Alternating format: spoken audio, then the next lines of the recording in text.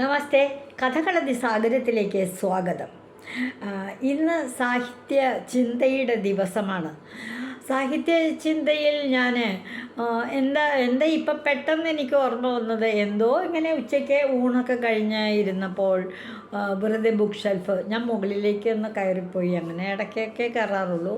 കയറിപ്പോയപ്പോൾ പുസ്തകങ്ങൾ അടക്കി വെച്ചിരിക്കുന്നതൊന്നും ഒന്നും ഉണ്ടായിട്ടല്ല, ചുമ്മാ ഒരു പുസ്തകങ്ങളെടുത്തു. കുറച്ച് സമയം അവിടെ ഇരിക്കാമെന്ന്. ഞാൻ ഈ മുകളിൽ പോകുന്നത് തുണികൾ വാഷിംഗ് മെഷീനിലിട്ട് കഴിഞ്ഞാൽ അത് ആകുന്നത് വരെയുള്ള സമയം അവിടെ ഇരിക്കുക. അപ്പോൾ ഒരു പുസ്തകം എടുത്ത് വായിച്ചു. അത് ആ പുസ്തകത്തിൻ്റെ പേര്, അതൊരു കവിതാ സമാഹാരമാണ് കേട്ടോ. കവനമഞ്ജരി. അതൊരു കവിതാ സമാഹാരമാണ്. പലരുടെയും പല പല കവിതകളുണ്ട്. ഈ കവിതയിൽ എടുത്തു നോക്കിയപ്പോൾ എനിക്ക് ഇന്ന് വായിച്ചു, ഞാൻ നേരത്തെ ഈ പുസ്തകമൊക്കെ വാങ്ങിച്ചിട്ട് ഒരുപാട് നാളായി, ഞാൻ വായിച്ചിട്ടുണ്ട്. പക്ഷെ പലതും മനസ്സിലില്ല, പലതും മനസ്സിലുണ്ട്.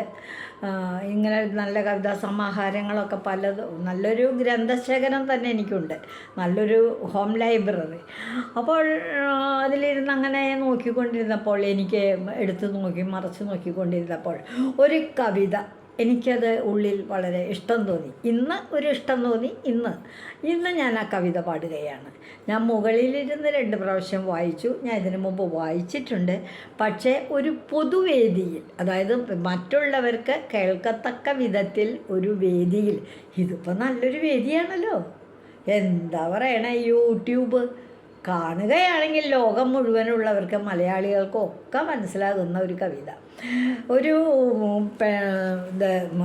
കവയിത്രിയാണ് ജയശ്രീ എന്ന് പറയുന്ന.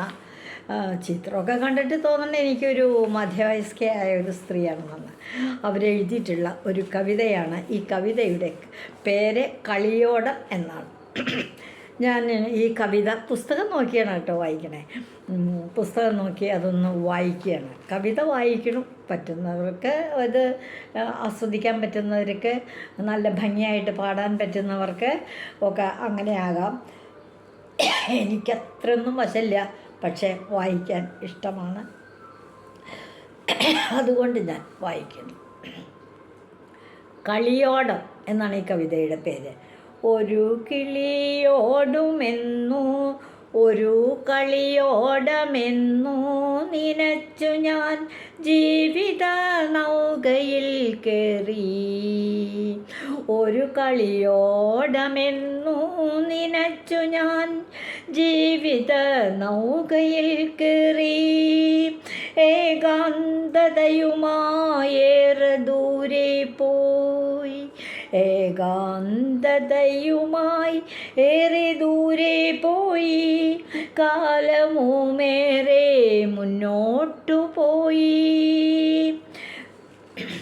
ഒരു രാവിൽ ഒരു മുളം തണ്ടിൽ നിന്നും, ഒരു രാവിൽ ഒരു മുളം തണ്ടിൽ നിന്നും ഒരു മുരളി ഗാനം കേൾക്കായി വന്നു.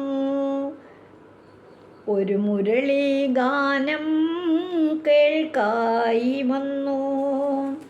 അറിയാതെ ഉള്ളിൽ ഉറങ്ങിക്കിടന്നൊരാ, അറിയാതെ ഉള്ളിൽ ഉറങ്ങിക്കിടന്നൊരാ 1000 രാഗങ്ങൾ ഉണർന്നുപോയി.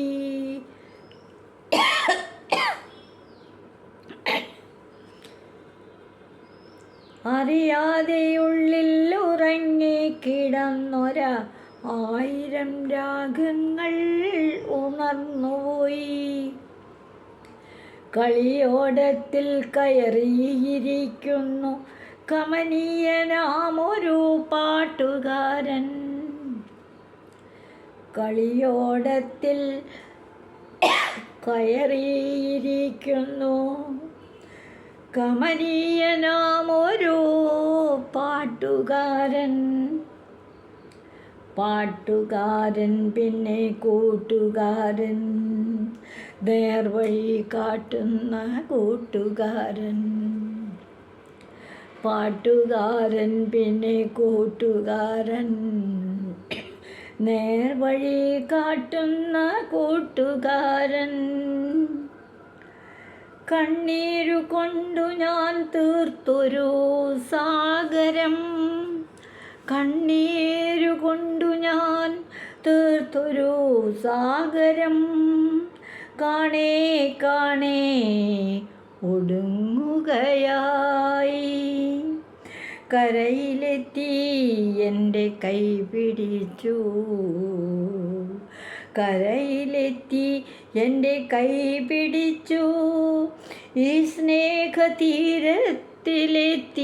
ഞങ്ങൾ, കരയിലെത്തി എൻ്റെ കൈ പിടിച്ചു.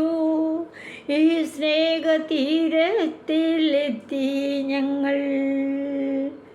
ഈ സ്നേഹതീരം മതി എനിക്ക്, ഈ സ്നേഹതീരം മതി എനിക്ക്. ഇവിടെ ഇരുന്നു ഞാൻ പാട്ടുപാടാം. ശ്രീ ജയശ്രീയുടെ ആശയം നല്ലതായിട്ട് എനിക്ക് തോന്നി, വരികളും നല്ലതായിട്ട് എനിക്ക് തോന്നി. എനിക്ക് ആ കവിത ആസ്വദിക്കാൻ സാധിക്കുന്നുണ്ട്. ഞാൻ പാടിയത് അത്ര ഭംഗിയായെന്ന് എനിക്ക് തന്നെ തോന്നുന്നില്ല. കാരണം ഇത്തിരി വിഷമതയൊക്കെ ഉണ്ട് തൊണ്ടയ്ക്ക്.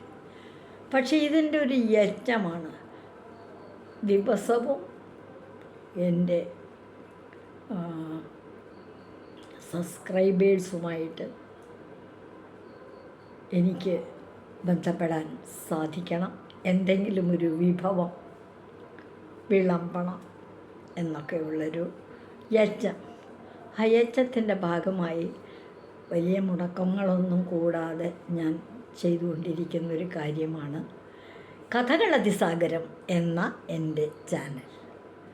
നിങ്ങൾ ഇതുവഴി വന്നാലും ഇത്തിരി നേരം ഇരുന്നാലും കഥകൾ കേട്ടാലും കളിയായി പറയും കഥയാണേ, കാര്യം പറയും കഥയാണേ.